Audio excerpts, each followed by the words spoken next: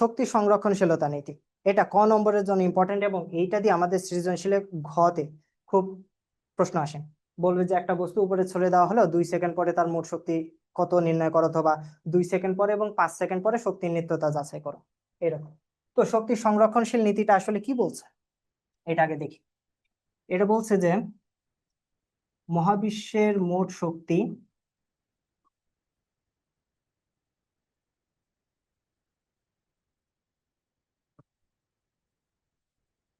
নির্দিষ্ট নির্দিষ্ট শক্তি সৃষ্টি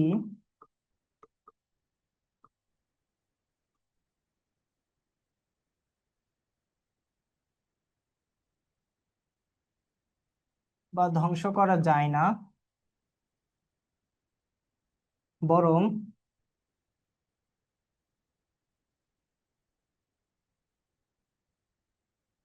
এক রূপ থেকে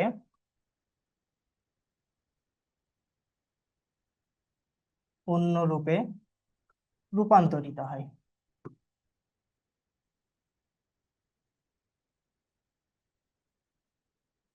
এই হচ্ছে আমার শক্তির নিত্যতা সূত্র। অর্থাৎ মহাবিশ্বের মোট শক্তি নির্দিষ্ট, আর শক্তি সৃষ্টি বা ধ্বংস করা যায় না, বরং এক রূপ থেকে অন্য রূপে রূপান্তরিত হয়। এই কথার অর্থ কি?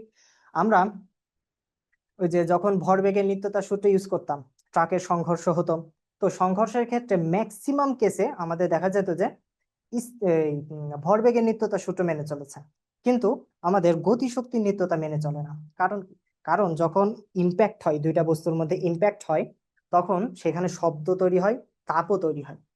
তো এই যে শব্দ শক্তি, তাপ শক্তি, এটার উৎস কি? এই উৎস হচ্ছে এই সংঘর্ষ। এই সংঘর্ষের কারণে তাদের যে গতিশক্তিটা ছিল, সেই শক্তিটা কি নিত্যতা মেনে চলার কথা ছিল, কিন্তু এই যে যে শক্তি উৎপন্ন হলো এবং তাপ উৎপন্ন হলো, এইটাতে কনভার্ট হয়ে যায়। এই কারণে সেখানে গতিশক্তি আর গতিশক্তির নিত্যতার সূত্র খাটে না।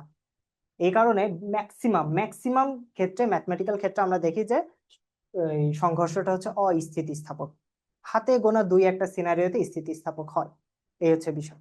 তাহলে মহাবিশ্বের এই যে শক্তির নিত্যতাই, তো এই অধ্যায়ের সাপেক্ষে আমরা কিভাবে সেটাকে প্রকাশ করব? সেটা হচ্ছে মোট শক্তিকে যদি ডাব্লু দ্বারা প্রকাশ সরি, মোট শক্তিকে আমরা যদি ই দ্বারা প্রকাশ করি, অথবা ই টোটাল দ্বারা প্রকাশ করি, তাহলে এইটা হবে ওই অবস্থায় বা ওই সময়ে বস্তুর বিভব শক্তি এবং বস্তুর গতিশক্তির সমষ্টির সমান, এবং এইটা each and everywhere, every time, সব সময় প্রযোজ্য হবে, সব সময় প্রযোজ্য হবে। তো মনে করো কোন একটা বস্তু, আমি এই যে এই ধরনের সৃজনশীল খুবই আসে, একটা বস্তুকে উপরে নিক্ষেপ করা হলো, নিক্ষেপ করা হলে তো বলা হবে যে এমসিকিউতে দিতে পারে, এই উদ্দীপক দিয়ে বললো এটা হচ্ছে বস্তুর সর্বোচ্চ উচ্চতা এইচ ম্যাক্স। তো এইচ ম্যাক্স এ কোনটির মান শূন্য, গতিশক্তি না বিভব শক্তি? হ্যাঁ, এখানে গতিশক্তি সর্বনিম্ন, কারণ এই শূন্য, কারণ কি ওখানে এইচ ম্যাক্স এ ভি এর মান শূন্য, এই কারণে গতিশক্তি শূন্য। কিন্তু কোনটি সর্বোচ্চ? বিভব শক্তি কিন্তু সর্বোচ্চ সেই সময়, কারণ সে সর্বোচ্চ উচ্চতাতে আছে। আমরা একটু আগে দেখলাম এমজি এইচ, তো এইচ এর মান যদি সর্বোচ্চ হয় তাহলে তো বিভব শক্তি সর্বোচ্চ হবে। তো আর যদি ভূপৃষ্ঠে থাকে, এই ক্ষেত্রে কিন্তু বিভব শক্তি নাই, গতিশক্তি কে আছে, হ্যাঁ একদম ছোড়ার ঠিক মুহূর্তে, যে মুহূর্তে আমি ছুড়ে দিলাম ইউ বেগে, সেই মুহূর্তে কিন্তু এর গতিশক্তি সর্বোচ্চ। এই হচ্ছে বিষয়, বোঝা গেল? কিন্তু এই যে এই মিড পজিশনে, যেখানে গতিশক্তি বিভব শক্তি কোনোটাই শূন্য না, কিছু না কিছু ভ্যালু এক্সিস্ট করে, সেই সকল ক্ষেত্রে এখানে ই টোটাল হচ্ছে অলওয়েজ সেম। ই টোটালটা কি হবে?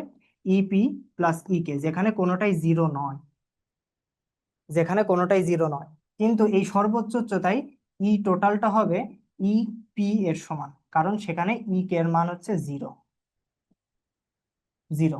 আর এই এই ক্ষেত্রে ই টোটালটা হবে ইপি প্লাস ই কে, যেখানে ই কে এর মান থাকবে, ইপি এর মান থাকবে না, কারণ ঠিক ছোড়ার মুহূর্তে বস্তুটার গতিশক্তি সর্বোচ্চ, আর সর্বোচ্চ তাই বিভব শক্তি সর্বোচ্চ। ওকে।